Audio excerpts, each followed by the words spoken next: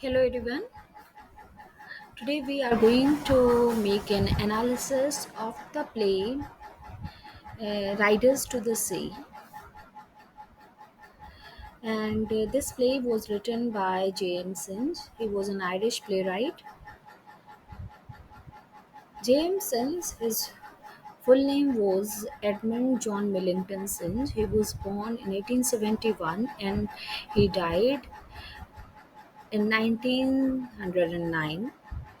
So, as you can see in the picture, Irish. He was an Irish playwright because he belonged to Ireland. Okay, he was an Irish playwright. He was a poet, writer, and a collector of folklores. Okay, so he has been a key figure in Irish literary revival or Celtic revival. Uh, he has also, uh, or he has been a co-founder of Abbey Theatre in Dublin. Dublin is the capital of Ireland. Now, since he suffered from the Hodgkin's disease, and when he was 37, he died of Hodgkin's related cancer. W.B. Yeats, he was his contemporary. W.B. Yeats, he was also an Irish poet and he is a renowned poet. So he uh, said about Synge and that he was the greatest dramatic genius of Ireland.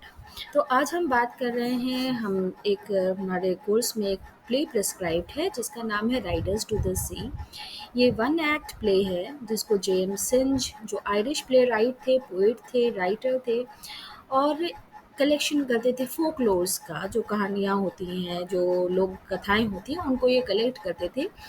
तो इनका पूरा नाम था Edmund John Millington Synge. कई बार exam में पूछा जाता है what was the full name of JM Synge.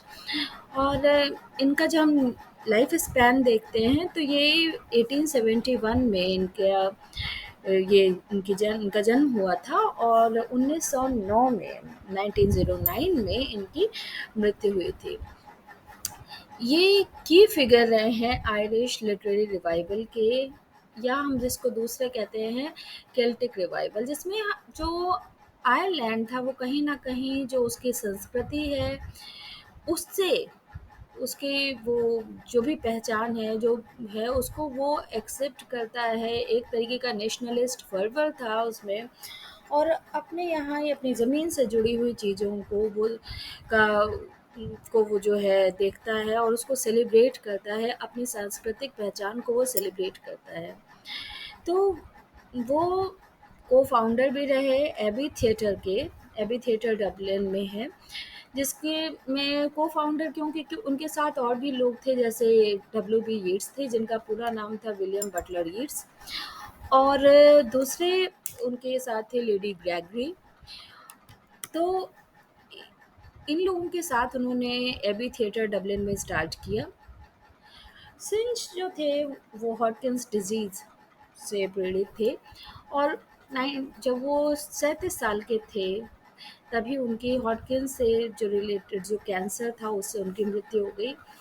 WB. Yeats जो एक रिनाउंड आयरिश पोएट थे, मॉडर्न पोएट हैं, जिनको नोबेल प्राइज़ भी मिला है। डब्ल्यू.बी. यीट्स ने सिंच की प्रशंसा करते हुए कहा कि he was the greatest dramatic genius of Ireland. अब हम देखेंगे कि सिंच ने कौन-कौन से प्लेज़ लिखे हैं, because he was a dramatist, though he was a poet also, but he was a novelist also, but he is particularly known for his plays. तो इनका जो प्ले थे, कुछ 1 एक्ट प्ले थे, कुछ 3 एक्ट प्ले थे, कुछ 2 एक्ट प्लेज़ थे। तो इनको हम देखेंगे कि 1903 में इन्होंने 1 एक्ट प्ले लिखा in the shadow of Glenn. Okay, इसी तरह राइडर्स टू द सी जिसकी हम अभी बात करने जा रहे हैं, जिसको हम स्टडी करने जा रहे हैं, 1904 में लिखा। ये भी 1 एक्ट प्ले था। जनरली हम लोग देखते हैं जब ज़्यादातर, क्योंकि इससे पहले जो हम प्लेस पढ़ चुके हैं वो ज़्यादातर 3 एक्ट थे या 5 एक्ट्स के थे, तो यहाँ पर हमारा सिर्फ सिंगल एक्ट है, एक एक्ट है उसमें।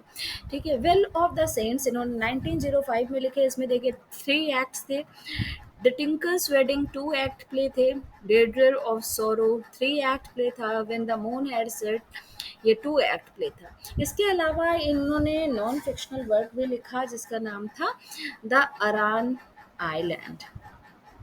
इस ये अरान आइलैंड जो है ये अपने आप में बहुत इम्पोर्टेंट है क्योंकि इसका हम जिक्र राइडर्स टू द सी में भी करेंगे। अब हम आते हैं राइडर्स टू द सी जिसके बारे में अभी मैंने बताया आपको कि 1904 में 1904 में इसको लिखा गया था और इसका जो first perform because dramas are to be perform तो इसका जो पहला ही परफॉर्मेंस था ड्रामेटिक परफॉर्मेंस वो 25 फरवरी 1904 में एट मोल्सवर्थ हॉल डबलिन में है जहाँ पर इसको पहली बार स्टेज किया गया।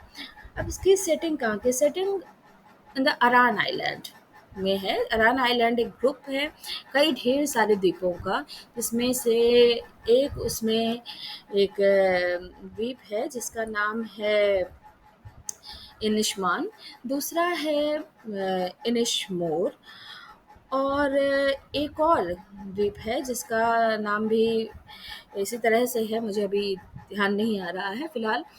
सोर्सेस जो है कहाँ से इसको लिया गया है क्योंकि 1897 में सिंच को उनके फ्रेंड थे जो फेलो ऑथर थे जिनकी बात अभी हम लोग पहले भी कर चुके हैं, डब्ल्यू बी येट्स ने उनसे कहा कि ही शुड पे और he should make a visit to the Aran island. ये आयरलैंड का जब हम मैप देखेंगे तो उसमें वेस्ट पार्ट में ये आइलैंड है दरान आइलैंड, तो वो उन्हीं के अनुसार वो वहाँ पर गए और ये 1898 से लेकर के 1903 तक लगभग हर गर्मियों में वहाँ जाते थे। तो जब आप कहीं जाते हैं तो हम वहाँ की तमाम कहानियाँ सुनते हैं लोगों के बारे में, तो वो क्योंकि एक राइटर थे तो he was intrigued by the story of an Inishman, uh, and whose body washed up on the shore of an island of the county Donegal. So वहीं पर उन्होंने कहानी सुनी कि एक आदमी था जिसकी बॉडी जो है डोनेगल के शोर पे पाई गई निशवान में, तो वहीं से कहीं ना कहीं उनको राइडर्स टू द सी लिखने की इंस्पिरेशन मिली। अब राइडर्स टू द सी जो है ये क्योंकि एक ग्रामीण इससे कोई ये दिखाता है एक पीजेंट क्लास को दिखा रहा है, तो यहाँ की जो डायलेक्ट है उन्होंने उसको भी यूज़ किया है हाइबर्नो इंग्लिश। ठीक है, तो वो इसमें लैंग्वेज यूज़ करी गई है। आरान आइलैंड की ये इंग्लिश डायलेक्ट है हाइबर्नो। इसके अलावा अब हम देखते हैं प्ले है किस चीज़ के बारे में। प्ले है मैन वर्सेस नेचर, मनुष्य और प्रकृति के बारे में। ठीक है, मनुष्य और प्रकृति वर्सेस नेचर कि मैन जब प्रकृति के पास जाता है, ठीक है, तो वो प्रकृति को कहीं ना कहीं वो उसमें हावी होने की कोशिश करता है, जीतने की कोशिश करता है, लेकिन प्रकृति की अपनी अलग शक्तियाँ होती हैं। तो क्या इस तरीके के द्वंद्व में किसकी विजय होती है? मनुष्य की विजय होती है कि प्रकृति की विजय होती है? दूसरा मोर्टेलिटी, ठीक है। तीसरा है अनसर्टेनिटी ऑफ ह्यूमन लाइफ। चौथा पॉवर्टी एंड एफ्लुएंस। फिर पेरेंट चाइल्ड रिलेशनशिप, माँ बार बार उसके एक माँ है उसके कई बच्चे हैं, ठीक है, उनका उनका क्या रिलेशन। क्रिश्चियनिटी एंड पेगनिज्म, ठीक है, एंड रिमेम्बरिंग एंड फॉरगेटिंग। अब हम आते हैं कि इसमें कौन कौन से कैरेक्टर्स हैं प्ले में। मौर्या एक ओल्ड विडो है जिसके 8 बच्चे हैं। She is the mother of 8 children, जिसमें सबसे एक लड़की है उसका नाम है 20 साल की बेटी है उसका नाम है कैथलीन। दूसरी छोटी बेटी है उसका नाम है नोरा। इसके अलावा जो हमें प्ले में और लोग दिखाई देंगे वो है बार्टले। बार्टले सबसे छोटा बेटा है मौर्य का। माइकल है, माइकल के को हमने देखा नहीं है लेकिन माइकल प्ले में है because we hear of Michael. ठीक है, तो माइकल मौर्य का फेवरेट बेटा है जिसकी डेथ हो गई है on the shore of Donegal. एक यंग प्रीस्ट है और कुछ पड़ोसी हैं, नेबर्स हैं, एमन, सिमन, फीटी, कॉलम एंड शॉन, जिनको हम थोड़े जब प्ले जैसे जैसे एंड होगा तो वैसे वैसे इनका थोड़ा बहुत रोल है जिसको हम देखेंगे। फिर समरी आ जाते हैं कि इस प्ले में है क्या, कहानी क्या है इसकी। तो प्ले किचन में स्टार्ट होता है। अब समुद्र के पास जो लोग रह रहे हैं, अब उनका व्यवसाय क्या होगा? वो मछली पकड़ेंगे या फिर दूसरे कुछ ऐसे काम करेंगे। हम किचन की जब सेटिंग देखते हैं तो उसमें नेट भी मिलता है हमको, ठीक है? उसमें दूसरी और भी चीज़, ऑयल मिलता है, नेट मिलता है, इस तरह की चीज़ें मिलती हैं। लेकिन उसके साथ-साथ अगर हम सेटिंग पे ध्यान दें तो उसमें रखे हैं व्हाइट बोर्ड्स। इसके बारे में व्हाइट बोर्ड्स क्यों रखे हैं, इसके बारे में हम आगे भी चर्चा करेंगे। तो व्हाइट बोर्ड्स थे, लेकिन यहाँ पर हम देखते हैं पहले ही शुरुआत में कैथलीन और नोरा, जो मौर्य की दोनों डॉटर्स हैं, ये डिस्कस कर रही हैं कि कोई डेड बॉडी मिली है जिसके बारे में प्रीस्ट ने बताया है। और प्रीस्ट ने एक बंडल दिया है कपड़ों का, क्योंकि प्रीस्ट को लगता है ये माइकल की है। अगर ये माइकल की है तो उसको एक डिसेंट बरियल दिया जा चुका है। लेकिन वो ये भी कहता है कि ये, वो दोनों बेटियां ये कहती हैं कि वो पैकेट को नहीं खोलेंगी, उसको कहीं ऊपर डाल देती हैं, क्योंकि वो नहीं चाहती कि इसके बारे में मौर्य को कुछ भी पता चले। बिकॉज शी हैड बीन कीनिंग, कीनिंग एक प्रथा है वहाँ पे जिसमें विलाप करती हैं औरतें, रोती हैं, ठीक है? किसी, कहा जाता है कि जो है वो लेमेंट करती हैं, ठीक है? तो ये जो प्रीस्ट है इसने ये भी कहा है मौर्य से कि इनका कोई भी, अगर हम गॉड की प्रेयर करते हैं, गॉड इतना निर्दयी नहीं है कि किसी माँ से उसके सारे बेटे छीन ले, ठीक है? तो मौर्य जो है, मौर्य एक ओल्ड वीडो है। इसने अपने फैमिली के जितने मेल मेंबर्स थे उनको धीरे धीरे जाते हुए देखा है, उनको धीरे धीरे उनकी मृत्यु देखी है। जैसे उसके फादर इन लॉ हो गए, उसका हस्बैंड हो गए, उसके 5 बेटे थे जिनका नाम था शीमन, स्टीफन, शॉन, पैच और उसके बाद माइकल। तो 5 लड़के, पति और उसके साथ जो पति के हस्बैंड, जो पति के फादर थे, उनकी भी इसने मृत्यु देखी है। तो जब इसका छोटा लड़का बार्टलेट, तो उसको जब कहता है कि मैं जा रहा हूँ कॉनेमारा, तो वो अपनी बेटी को स्टॉप करती है, उसको डिसवेड करने की कोशिश करती है, रोकने की कोशिश करती है कि वो वहाँ ना जाए। और उसी रात में एक बहुत पेसिमिस्टिक सी टोन में कहती है कि हो सकता है आज रात को she will not have her any son living, कि उसको एक भी उसके बच्चे जीवित ना रहे। तो इस पर उसकी बेटियाँ नाराज़ होती हैं कि कोई जा रहा है, उसको तुम ब्लेसिंग देने के बजाय तुम उसके लिए इस तरीके की बातें कर रही हो, ये अपशकुन है, इस तरह की बातें नहीं करनी चाहिए। तुम्हें ब्लेसिंग देना चाहिए, तुम्हें आशीर्वाद देना चाहिए। तब उसको कुछ होश आता है, उसको माइकल की एक छड़ी देती है वो चलने के लिए। तो वो कहती है कि कितनी अजीब-सी बात है कि जब आदमी वृद्ध होता है तो अपने बच्चों के लिए कुछ चीज़ें छोड़ के जाता है। यहाँ बच्चे बूढ़े हुए होने वाले लोगों के लिए कुछ चीज़ें, बूढ़े लोगों के लिए कुछ चीज़ें छोड़ कर के गए हैं। ठीक है, तो ये भी उसके दुःख को दिखाता है। फिर वो जाती है और जब वो एक लोफ है, ब्रेड का टुकड़ा, उसको लेकर के बाटली के पीछे जाती है। और इसी बीच कैथलीन और नोरा उस पैकेट को खोलती हैं और उसमें वो देखती हैं कि जो कपड़े थे, जो उसमें जो कपड़े थे, जो ड्राउन्ड मैन के जो कपड़े थे, वो कपड़े माइकल के थे। तो ये चीज़ कंफर्म हो जाती है कि माइकल अब इस दुनिया में नहीं है और माइकल का बरियल, उसका जो बॉडी है उसको दफनाया जा चुका है। वो तभी वहाँ पर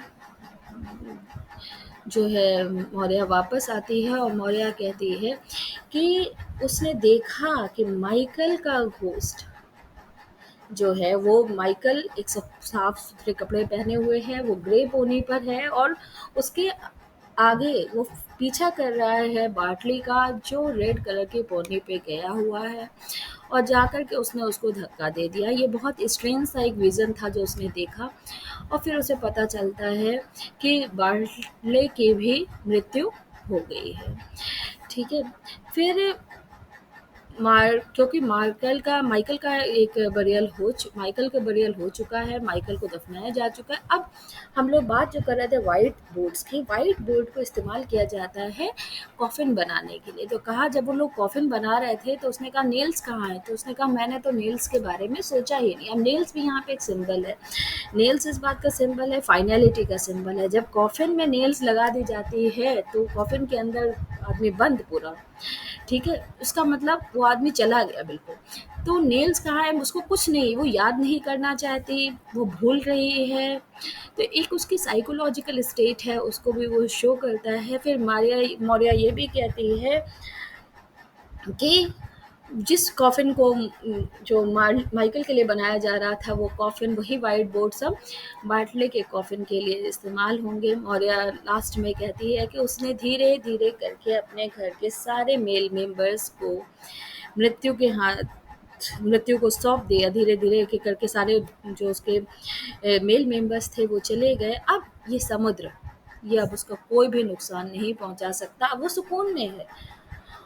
और वो सारे डेड मेंबर्स को वो याद करती है और माइकल और बार्टली को आशीर्वाद देती है। इस तरह से वो अपना फेट, जो उसकी नियति है, उसको स्वीकार करती है कि उसके आगे वो हेल्पलेस है, वो कुछ नहीं कर सकती। उसने बार्टली को रोकने की कोशिश करी, बार्टली नहीं रुका, वो कुछ नहीं कर पाई। धीरे धीरे करके उसकी फैमिली के एक एक मेंबर चले गए। और कहीं ना कहीं जो सी है, देख इसमें एक प्रोटेगनिस्ट है मौर्य, और एंटेगनिस्ट कौन है, सी है। सी अपने विनाशकारी शक्तियाँ दिखाता है, एक-एक करके वो सबको खा जाता है उनकी फैमिली के। तो लास्ट में मौर्य कहती है कि no one can be living forever, कोई भी व्यक्ति हमेशा के लिए नहीं रहता, तो we should be satisfied with us. तो जो कुछ है हमें उसके साथ संतुष्ट रहना चाहिए। सो that is a kind of realization as well as the acceptance of fate that Moria does. Then we will talk about the literary devices which are used in the play. तो पहला हम देखते हैं लिटरेरी डिवाइस में, जिससे हम पहले चर्चा कर रहे थे, इसको हम देखेंगे। In a big word, the old people be do living leaving things for them, for their sons and children, but in this place it is young men do be leaving things behind for them that to be old. तो मौर्य जब उसको Michael की stick दी जाती है, जो Michael लाया था मौर्य के लिए, तो वो यही कहती है कि इतने बड़े संसार में जब इंसान वृद्ध होता है तो वो अपने बच्चों के लिए वो चीज़ें छोड़ करके जाता है।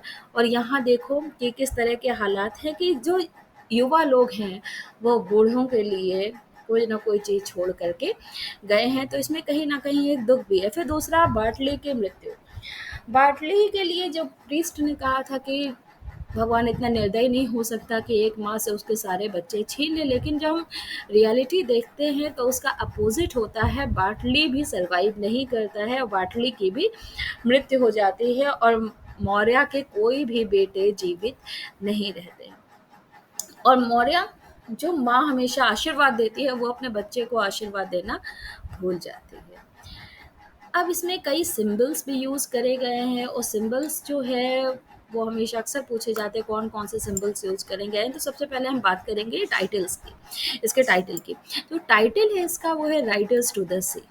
ये सजेशन है कि वो कह के ये एक सजेशन करता है doom of Maurya, for Maurya son, कि मौर्य के बेटे किस तरह से उनकी मृत्यु हुई।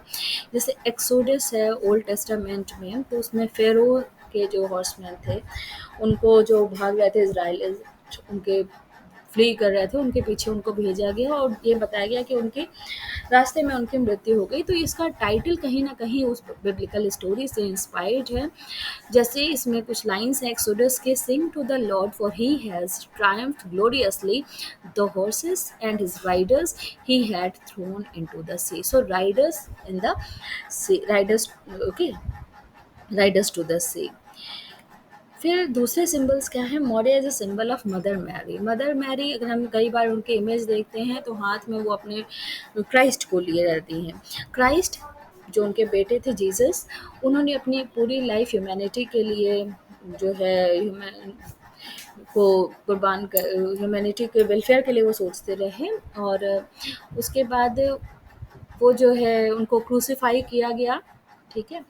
लेकिन लास्ट में उन्होंने कहा कि गॉड, ये लोग नहीं जानते कि इन्होंने क्या किया है मेरे साथ, इसलिए सबको क्षमा कर दो, ठीक है। और उन क्राइस्ट की बॉडी को मदर मैरी, जो उनकी माँ थी, उनकी गोद में क्राइस्ट रहते हैं। तो कहीं ना कहीं मौर्य ने भी अपने बच्चों को एक एक करके सारे बच्चों को उसमें खो दिया था। अब वाटर की जब हम बात करते हैं, वाटर जल ही जीवन है, water is a symbol of life, but water is also a symbol of death. कैसे, जब वाटर जो है वो पानी में जाते हैं, जब उनकी डेड बॉडी आती है उसमें वाटर के ड्रॉप्स थे, ठीक है? तो वो वाटर जो कहीं हमें जीने के लिए ज़रूरी है, वही वाटर हमें मार भी देता है। स्पिनिंग व्हील है, कैथलीन शुरुआत में स्पिनिंग व्हील को करती है। स्पिनिंग व्हील कहीं न कहीं मनुष्य के भाग्य का प्रतीक है। फिर sea is a symbol of livelihood and a dread, जो समुद्र है उसमें लोग अपनी जीविका उपार्जन के लिए वो जाते हैं, मछली पकड़ते हैं, व्यापार करते हैं, बहुत सी चीज़ें हैं वहाँ पे। लेकिन जो उनकी आय का साधन है, जिस पे वो जो जिससे वो अपनी जीविका चलाते हैं, वही सी कहीं न कहीं उनके विनाश का भी कारण बन जाता है, ठीक है? तो वो कहीं न कहीं एक भय को भी दिखाता है। अब लास्ट में देखते हैं होली वाटर है, मौर्य अपने जो बेटा है बाटली उसके बॉडी पे होली वाटर एक रिचुअल है, उसमें पवित्र जल उस पे छिड़कती है, वो जल जो है पवित्रता का प्रतीक है। और वो जल और उस बॉडी पे जिस पे उसके जल की बूंदें हैं, समुद्र के जल की बूंदें हैं, उसी जल ने जिसने उसके बेटे की जान ली है, ठीक है?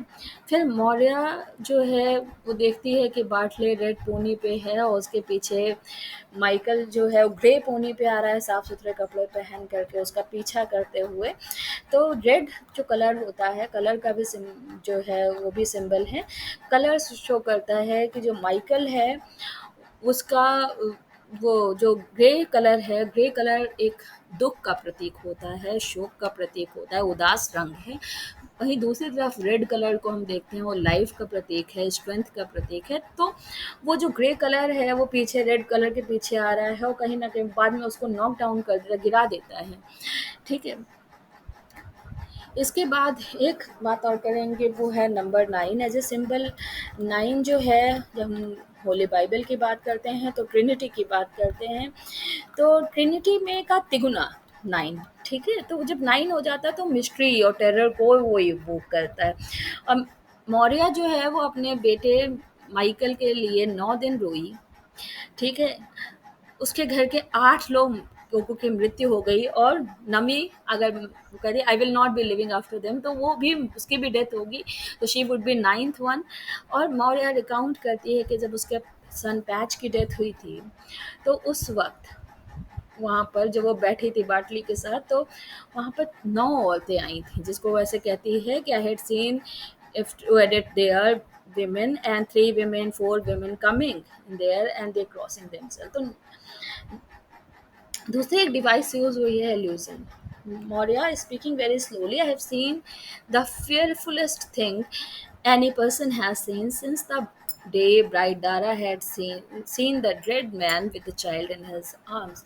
तो ब्राइड डारा कौन थी? ये एक पेगन गॉडेस है, आयरिश पेगन गॉडेस। और इनको कहा जाता है कि she is a goddess of fertility.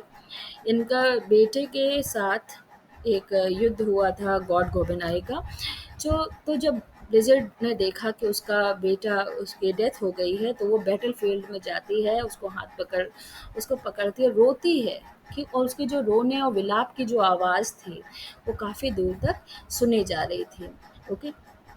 इसके बाद some important quotes from the play, और ये जो सारे प्ले के जो कोट्स हैं इनके ज़रिए हम किस तरह से हम कहानी को समझेंगे कि nor the young priest says he is known of like that, if it is Michael's they are says that you can tell herself that he has got a clean burial by the grace of God, and if they are not, let no one say a word about them, for she will be getting her death, says he with crying and lamenting।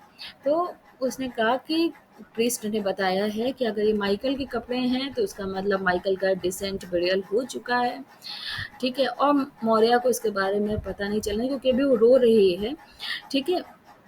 Nora कहती है कि I want stop him says he, but let you not be afraid. उसने कहा लेकिन तुम्हें डरने की कोई ज़रूरत नहीं है। वो खुद प्रेयर करती है दिन और रात, और भगवान जो है वो कभी भी उसको डिस्ट्रीट्यूट नहीं छोड़ेगा कि उसके कोई भी बच्चे जीवित ना रहें, ऐसी स्थिति उसे कभी भी नहीं आएगी। It is the life of young man going on the sea, and who would listen to an old man women with one thing and sharing it over. उसने कैथलीन का ये डायलॉग था। कैथलीन कहती है कि ये युवा लोग हैं तो समुद्र में जाते ही रहते हैं, तो ये बूढ़ी औरत चाहे जो भी कहे कोई इनकी बात नहीं सुनेगा। He is gone now, God spare us and will see him again. He is gone now, and when the black night is falling, I will have no son left me in this world. Maurya का ये डर दिखाता है। मौर्य कहते हैं अब निकल gate से वो चला गया है, हम उसको दोबारा नहीं देखेंगे, और जैसे ही रात होगी मेरे पास कोई भी जीवित बेटा नहीं होगा। फिर मौर्य जो स्टिक लेती है, फिर वैसे जो हम लोगों ने पहले जो बात करी कि इतने बड़े संसार में बुजुर्ग जो होते हैं वो अपने बच्चों के लिए चीज़ें छोड़ के जाते हैं, लेकिन इस दुनिया में यहाँ देखो एक युवा व्यक्ति जो हैं वो बुड्ढों के लिए चीज़ें छोड़ कर के जा रहे हैं। फिर I am seeing him this day he riding galloping Bartley came first on the red mare. I try to say God speed you but something choked the words to my थॉट। वो कुछ कहना चाह रही थी लेकिन वो बोल नहीं पाई। उसने कहा कि जब मैंने बाटली को देखा रेड मेयर पे, मैं कहना चाह रही थी, मैंने कहा कि भगवान जो है बहुत तेज़ रफ्तार से तुम आगे जाओ, लेकिन मेरे शब्द जो थे मेरे गले में ही रह गए। वो बहुत जल्दी आगे बढ़ा।